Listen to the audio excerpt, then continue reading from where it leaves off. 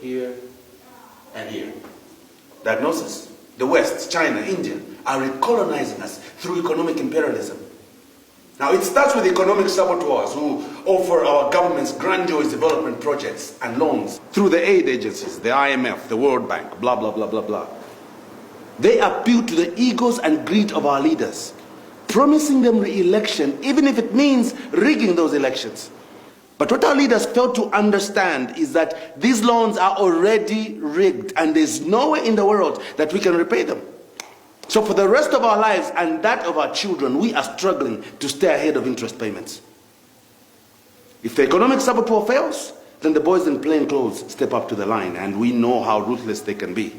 Their modus operandi: assassination.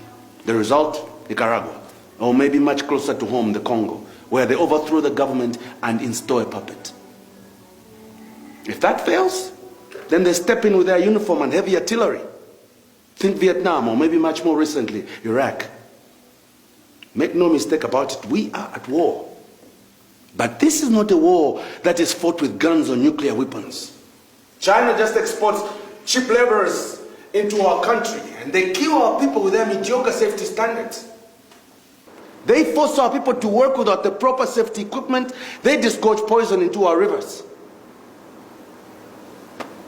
This is a war that rages behind the vaunted wars of international banks and multinational corporations. They came in quietly, innocently as investors. But unless my English is wrong, an investor is one that comes into an area and leaves it better than it was before he came. But the kind of investors we have, when they pack their bags, we are poorer than we were before they came in. And unfortunately, we cannot redress these wrongs in the courts of law because these people have got binding contracts with our government.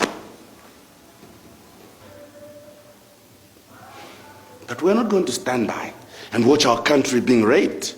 It is an insult that we are getting 0.3% royalties on our minerals. And these people are not even paying any tax on these revenues. You know why? They are selling to buyers outside the country. And that money is deposited directly into their foreign accounts.